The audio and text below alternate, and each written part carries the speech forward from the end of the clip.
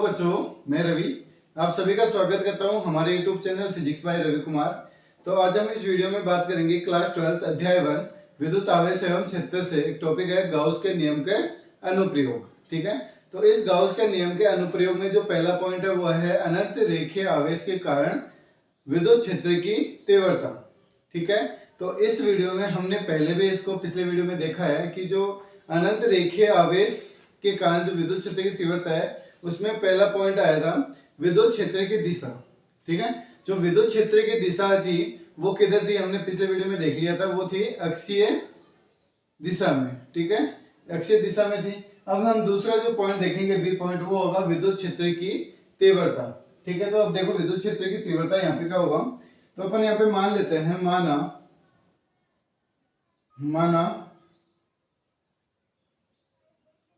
अनंत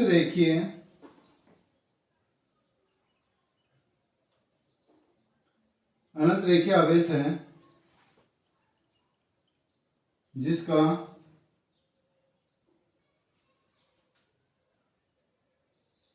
रेखीय आवेश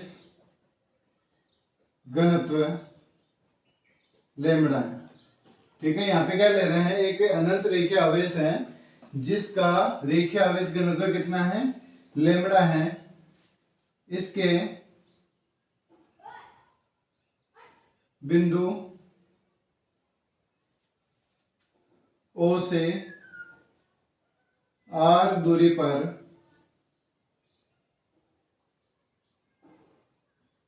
बिंदु P स्थित है जिस पर हमें विद्युत क्षेत्र की तीव्रता ज्ञात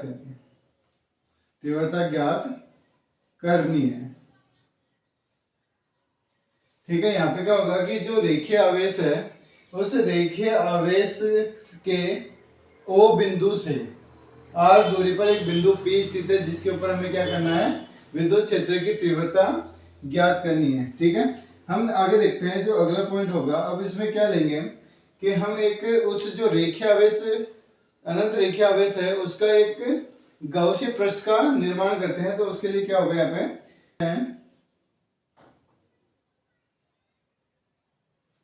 रेखीय आवेश को अक्ष मानते हुए L लंबाई व R त्रिज्या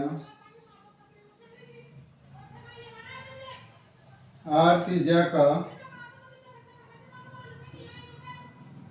बेलनाकार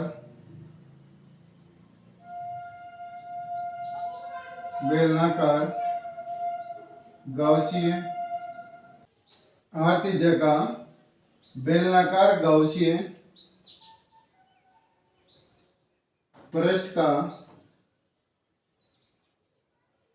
चयन करते हैं। ठीक है, तो यहाँ पे क्या करेंगे हम कि जो रेखीय आवेश को अक्ष मानते हुए L लंबाई व R त्रिज्या का बेलनाकार गाउसीय पृष्ठ का चयन करते हुए जिसके पृष्ठ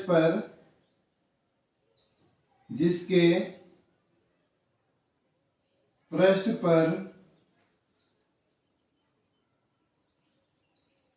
बिंदु P स्थित है, जिसके पृष्ठ पर क्या है, बिंदु P स्थित है। तो देखो यहाँ पे डायग्राम बनाते हैं इसका कि एक यहां से क्या लेते हैं, एक रेखीय आवेश अनंत रेखीय आवेश लेते हैं। ठीक है, अब यहाँ पे क्या करेंगे, इस रेखीय आवेश को अक्ष मानते हुए L लंबाई का व R त्रिज्या का क्या करते हैं, यहाँ पे एक बेलनाकार गाउसीय पृष्ठ का निर्माण करते हैं जिसके O बिंदु से, यहाँ पे जो ये रेखीय आवेश होगा, अनंत रेखीय आवेश, जिसके O बिंदु से R दूरी पर क्या होगा, बिंदु P स्थित होगा। जो बिंदु P होगा वो कहाँ पे होगा, इस गाउसीय पृष्ठ के पृष्ठ पर होगा। ठीक है, यहाँ पे क्या होगा, इस गाउसीय पृष्ठ के पृष्ठ पर होगा, जिसकी यहाँ पे जो बेलनाकार गाउसीय पृष्ठ लिया है इसकी लंबाई कितनी होगी, L है, और इसकी जो त्रिज्या होगी वो कितनी होगी, R होगी। ठीक है, तो यहाँ पे होगी इसकी त्रिज्या, यहाँ से O पॉइंट से लेकर P पॉइंट तक की यहाँ पे दूरी कितनी होगी, इसकी R होगी। ठीक है, अब आगे बात करते हैं इसमें कि जो यहाँ पे जो गाउसीय पृष्ठ लिया है, ठीक है, उस गाउसीय पृष्ठ में कुल आवेश, गाउसीय पृष्ठ में कुल आवेश। अब जो गाउसीय पृष्ठ है, इस गाउसीय पृष्ठ में जो कुल आवेश होगा summation of Q equal to कितना होगा, लैम्बडा L होगा। इसको देते हैं हम यहाँ पे इक्वेशन नंबर 1 देते हैं।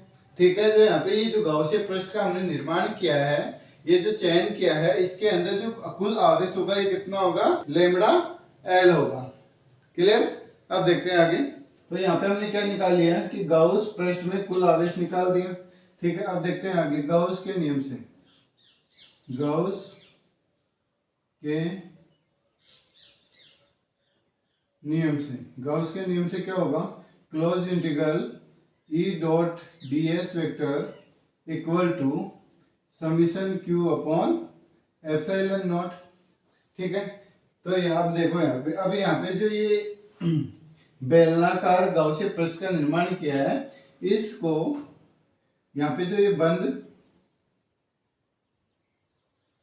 गाउसीय पृष्ठ को 3 भागों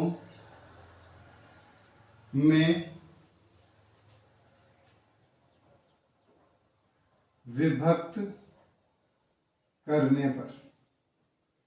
ठीक है, तो यहाँ पे जो बंद गाउसीय पृष्ठ लिया है इसको 3 भागों में क्या करेंगे, विभक्त करेंगे। ठीक है, तो 3 भागों में विभक्त कहाँ कहाँ होगा, देखो फर्स्ट जो होगा वो होगा ऊपरी,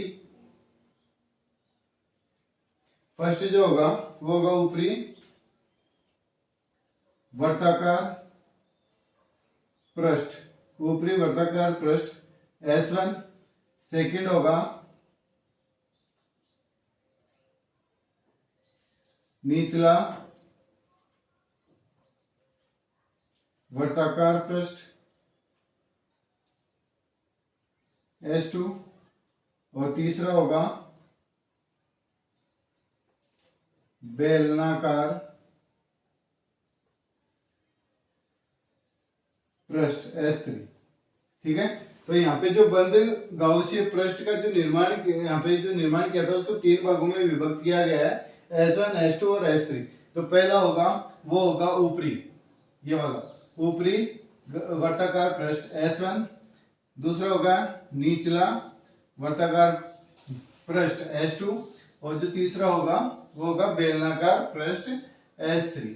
तो इसको क्या करते हैं, यहाँ पे 3 भागों में यहाँ पे इसको क्या कर दिया, विभाजित कर दिया। अब देखो यहाँ पे क्या होगा, जो ऊपरी सतह होगा, ठीक है, ऊपरी जो वर्ताकार पृष्ठ होगा इसके ऊपर यहाँ पे जो विद्युत क्षेत्र की तीव्रता होगी वो इस डायरेक्शन में होगी, और इसका जो क्षेत्रफल होगा ds वेक्टर वो इस डायरेक्शन में होगा।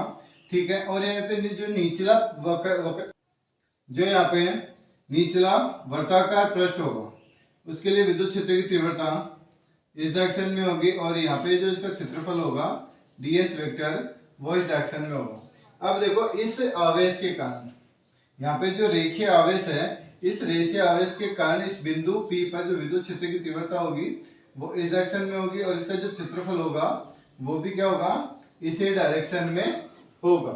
ठीक है, तो हम बात करते हैं अभी यहाँ पे जो गाउस के नियम से।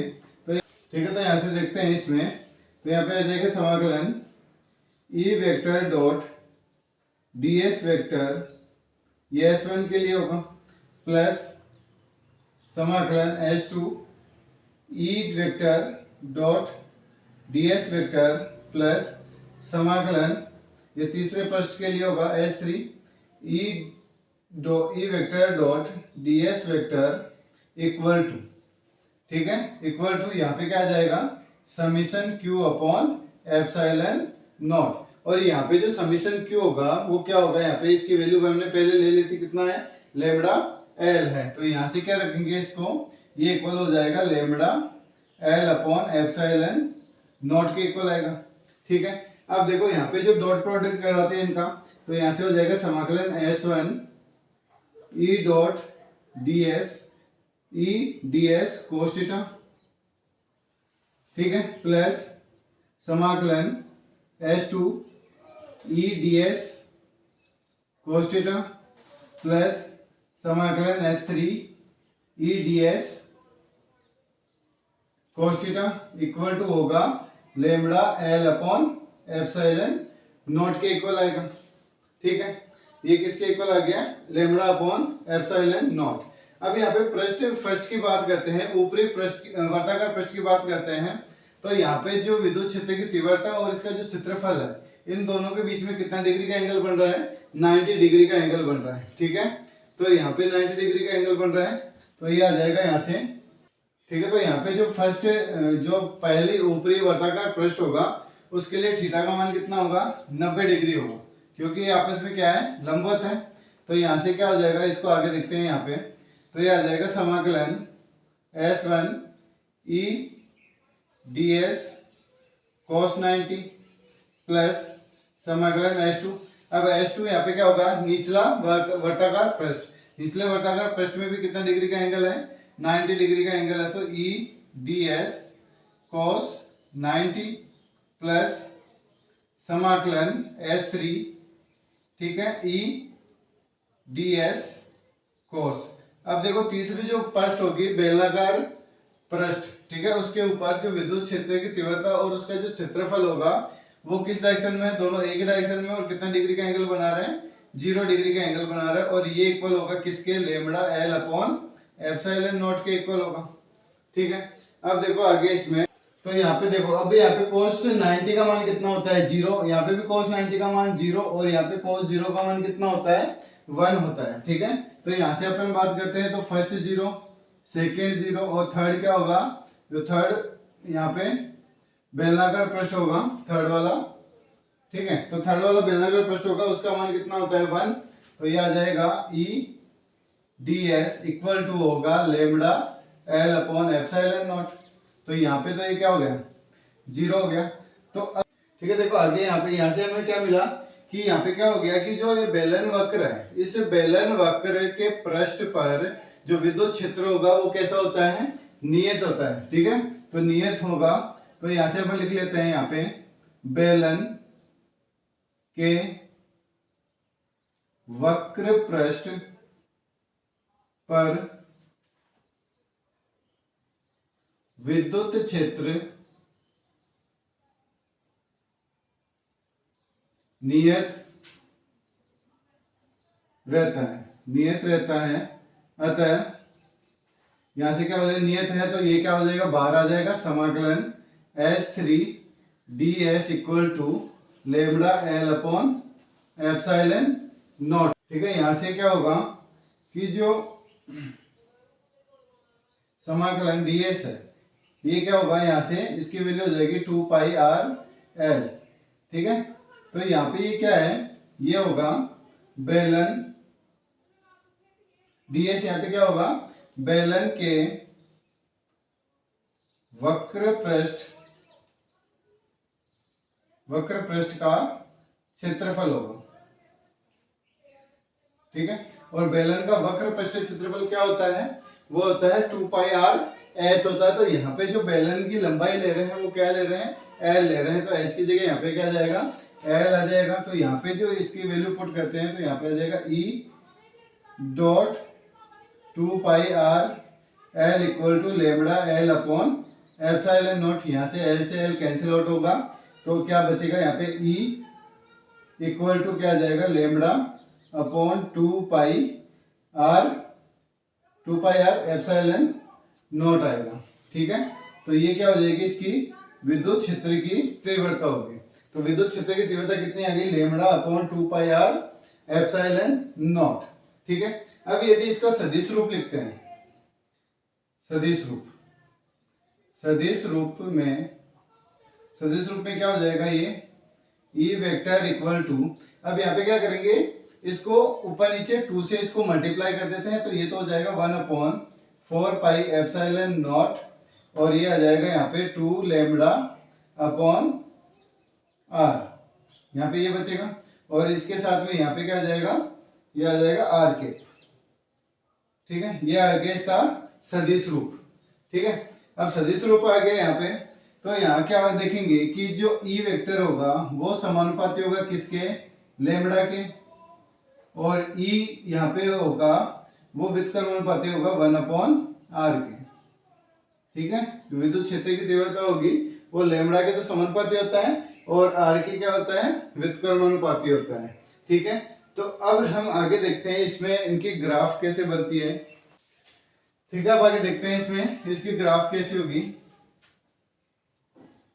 ठीक है। तो सबसे पहले हम जो ग्राफ देखेंगे वो किसके बीच में देखेंगे, ई व लैम्बडा के मध्य, ठीक है। तो यहाँ पे ई और लैम्बडा कैसे हैं, दोनों समानुपाती हैं, तो यहाँ पे क्या होगा, यदि ई की वैल्यू बढ़ेगी तो यहाँ पे लैम्बडा की वैल्यू भी क्या होगी, बढ़ेगी, तो क्योंकि ये दोनों क्या है, समानुपाती हैं। तो यहाँ पे इन दोनों का जो ग्राफ होगा एक्स और ये वाई एक्सिस है, ठीक है। तो यहाँ पे इन दोनों का जो ग्राफ आएगा एक नियत रेखा में आएगा, ठीक है, एक सरल सीधी रेखा में आएगा। तो यहाँ पे क्या होगा, ई समानुपाती होगा किसके, लैम्बडा के।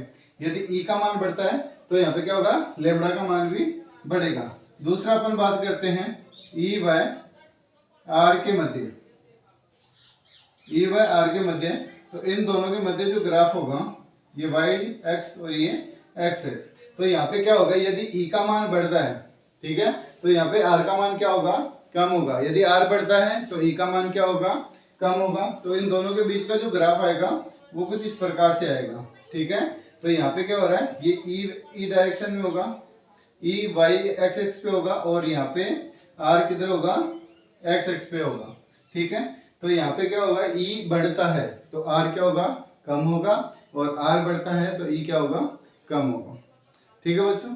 यदि आपको सेशन अच्छा लगे तो उसको लाइक करो, सब्सक्राइब करो, कमेंट करो, और ज़्यादा से ज़्यादा इसको शेयर करो। धन्यवाद।